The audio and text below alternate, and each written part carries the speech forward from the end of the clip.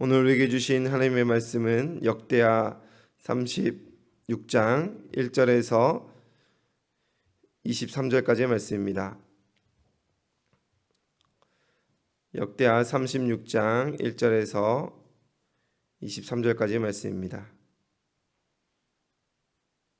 다 함께 봉독하겠습니다. 그 땅의 백성이 요시아의 아들 여호아스를 세워 그의 아버지를 대신하여 예루살렘에서 왕으로 삼으니 여호아스가 왕위에 오를 때에 나이가 23세더라.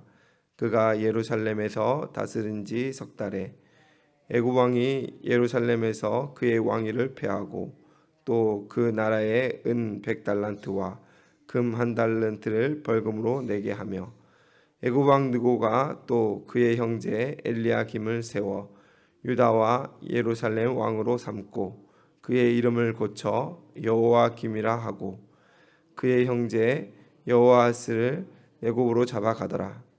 여호와김이 왕위에 오를 때에 나이가 25세라. 예루살렘에서 11년 동안 다스리며 그의 하나님 여호와 보시기에 악을 행하였더라. 바벨론 왕 느부갓네살이 올라와서 그를 치고 그를 쇠사슬로 결박하여 바벨론으로 잡아가고 느부갓네살이 또 여호와의 전 기구들을 바벨론으로 가져다가 바벨론에 있는 자기 신당에 두었더라. 여호와김의 남은 사적과 그가 행한 모든 가증한 일들과 그에게 발견된 악행이 이스라엘과 유다 열왕기에 기록되니라. 그의 아들 여호아긴이 대신하여 왕이 되니라. 여호아긴이 왕위에 오를 때에 나이가 8세라. 예루살렘에서 석 달 열흘 동안 다스리며 여호와 보시기에 악을 행하였더라. 그의 느부갓네살 왕이 사람을 보내어 여호아긴을 바벨론으로 잡아가고 여호와의 전에 귀한 그릇들도 함께 가져가고 그의 숙부 시드기야를 세워 유다와 예루살렘 왕으로 삼았더라. 시드기야가 왕위에 오를 때에 나이가 21세라.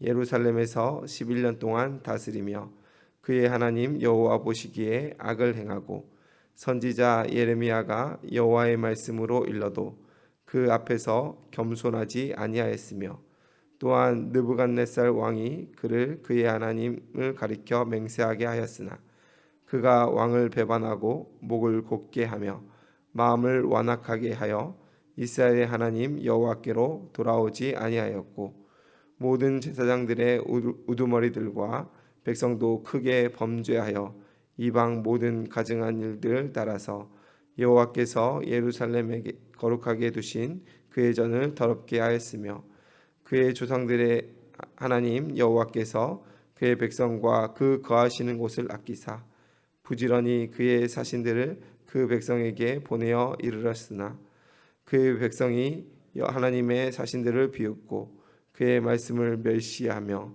그의 선지자들을 욕하여 여호와의 진노를 그의 백성에게 미치게 하여 회복할 수 없게 하였으므로 하나님이 갈대 왕의 손에 그들을 다 넘기심에 그가 와서 그들의 성전에서 칼로 청년들을 죽이며 청년 남녀와 노인과 병약한 사람들을 긍휼히 여기지 아니하였으며 또 하나님의 전의 대소 그릇들과 여호와의 전의 보물과 왕과 방박들의 보물을 다 바벨론으로 가져가고 또 하나님의 전을 불사르며 예루살렘 성벽을 헐며 그들의 모든 궁실을 불사르며 그들의 모든 귀한 그릇들을 부수고 칼에서 살아남은 자를 그가 바벨론으로 사로잡아가매 무리가 거기서 갈대아 왕과 그의 자손의 노예가 되어 바사국이 통치할 때까지 이르니라. 이에 통치가 황폐하여 땅이 안식년을 누린과 같이 하여 안식하여 70년이 지냈으니 여호와께서 예레미야 입으로 하신 말씀을 이루어졌더라.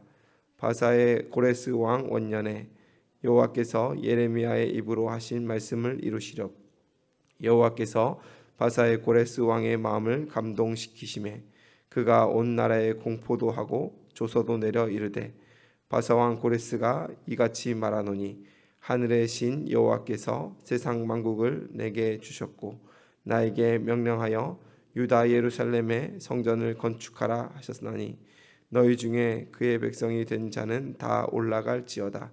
너희 하나님 여호와께서 너희와 함께 하시기를 원하노라 하였더라. 아멘. 요시아가 죽고 난 이후 그의 아들 여호아하스가 왕이 되지만 이때로부터 남유다는 급격한 쇠락의 길을 걷게 됩니다. 오늘 본문은 요시야 죽음 이후인 BC 609년부터 고레스 칙령이 있었던 BC 538년까지 약 70년의 역사를 압축하여 우리에게 보여주고 있습니다. 여호아스는 즉위 3개월 만에 애굽 왕 느고에 의해 폐위를 당하게 됩니다. 이는 앞선 본문에서 요시아가 느고와 대립했던 일들이 배경이 되는 것 같습니다. 여호아스도 요시아의 아들이었기에 아마 애굽과는 대항하는 반대적 성향을 가지고 있었을 것입니다. 그래서 느고는 유다를 애굽의 속국으로 만들고자 애굽 친화적이었던 여호야김을 왕으로 대신 세우고 엘리야김을 왕으로 대신 세우고 그의 이름을 여호야김으로 바꿉니다.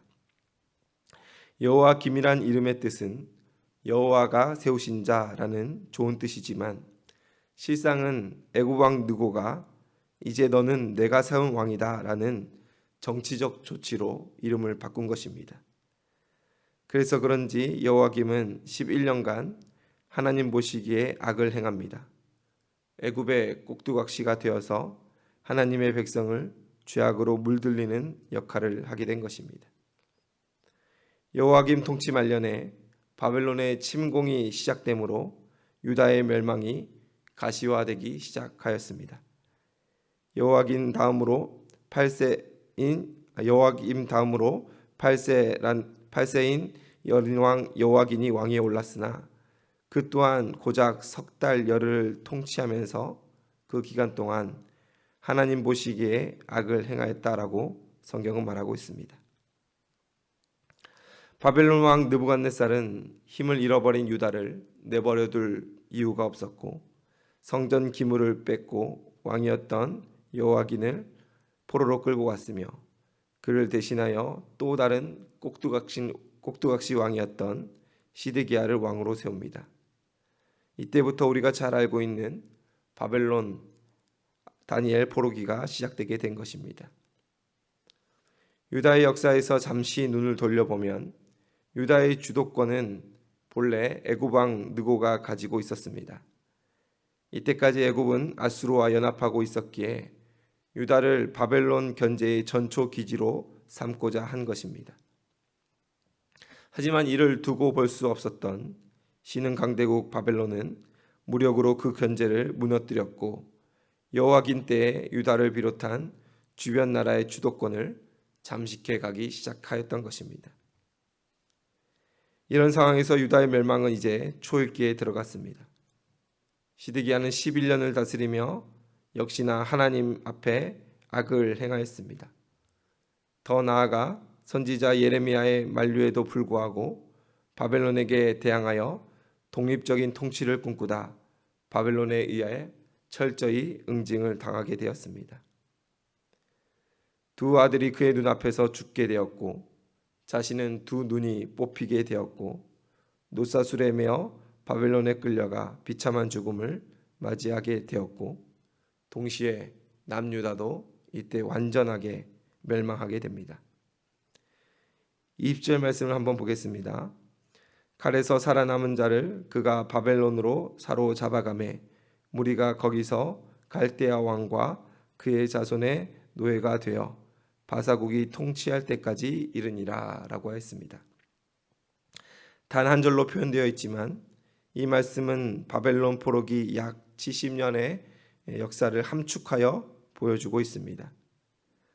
우리가 흔히 바벨론 포로기 또 다니엘 포로기라고 표현하지만 정확히 말하면 바벨론, 메데, 바사 포로기라 하는 것이 정확하겠습니다. 다니엘서를 보면 이 역사가 상세하게 기록이 되는데 바벨론은 느부갓네살 2세 때부터 유다의 통치자가 되었습니다. 이후 3명의 왕이 더 있었는데 통치 기간이 매우 짧았지요. 5번째 왕이었던 나보니두스라는 사람이 있었는데 그가 아들 벨사살과 공동 통치를 하였습니다.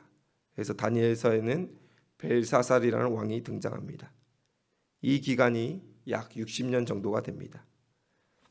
이후에는 더 복잡한 역사가 일어나는데 성경의 표현으로는 메데 바사라는 나라입니다. 메데와 바사는 사실 각각 다른 나라입니다. 그런데 이후에 고레스라는 왕이 두 나라를 통합하면서 메데 바사라는 용어가 생겼습니다. 이는 통합된 초기 페르시아 제국, 성경의 표현은 바사 왕국이라고 생각하시면 되겠습니다. 그래서 다니엘서에는 메데 사람인 다리오가 등장하게 되고 그는 바사의 초대왕 고레스 휘하에서 함께 공동 통치를 하던 자라 생각하면 됩니다. 이 기간이 약 10년 정도의 역사로 생각하시면 됩니다. 그래서 21절은 말합니다. 이에 토지가 황폐하여 땅이 안식년을 누린 것 같이 안식하여 70년을 지냈으니 여호와께서 예레미야 입으로 하신 말씀이 이루어졌더라.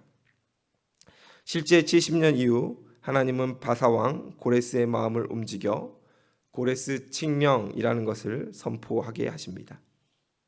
그 내용은 포로 민족의 신전 재건을 허용하고 강제이주 포로의 귀환을 허락하며 각 민족의 종교를 존중하는 내용이었습니다. 이로 인하여 유다 백성은 예루살렘으로 귀환하여 성전과 성벽을 재건할 수 있었던 것입니다. 혹자는 이를 관용정책이라고 말하고 신민 통치의 일환이라고 말하지만 성경은 하나님께서 고레스를 그의 종으로 사용하셨다라고 말하고 있습니다. 하나님은 모든 통치자 위에 계시며 그 뜻을 이뤄감에 있어 그가 왕이든 비천한 자이든 심지어 짐승이나 돌이라도 하나님이 쓰시고자 하시면 그의 뜻대로 쓰신다라는 것을 우리는 주목해야 합니다. 23절은 이를 이와 같이 표현합니다. 바사왕 고레스가 이같이 말하노니 하늘의 신 여호와께서 세상 만국을 내게 주셨고 나에게 명령하여 유다 예루살렘의 성전을 건축하라 하셨나니 너희 중에 그의 백성된 자는 다 올라갈지어다. 너희 하나님 여호와께서 함께 하시기를 원하노라 하였노라.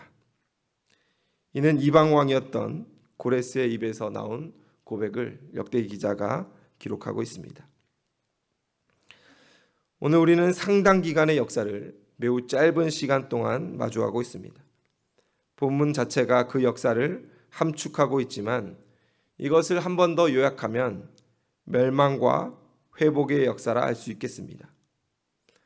멸망과 회복은 상반되어 어울리지 않는 단어이지만 하나님은 이 멸망의 시간에 회복을 준비하고 계셨습니다.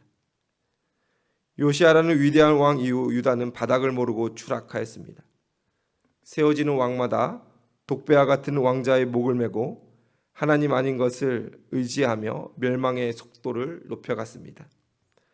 그럼에도 불구하고 하나님은 끊임없이 수많은 선지자들을 통하여 경고와 심판을 말하였고 돌이키려 하였지만 끝내 그들은 선지자의 말을 무시하고 외면했다라고 성경은 기록하고 있습니다.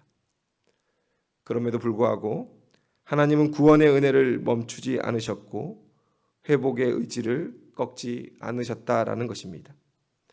예레미야 입술로 전해진 회복, 토지가 황폐하여 땅이 안식년을 누린 것 같이 안식하여 70년이 지나 회복시키겠다는 이 예언을 하나님은 신실하게 성실하게 성취하셨다라는 것이 우리가 하나님을 의지할 수 있는 은혜가 되는 것입니다. 저는 오늘 본문을 묵상하며 마태복음 7장에서 예수님께서 말씀하신 멸망으로 가는 넓은 길과 생명으로 인도하는 좁은 길을 떠올려 보았습니다. 역사가 흘러가는 대로 죄가 관영하여 편만하면 그대로 받아들이고 그 길 가는 어리석은 우매한 자들이 있었습니다.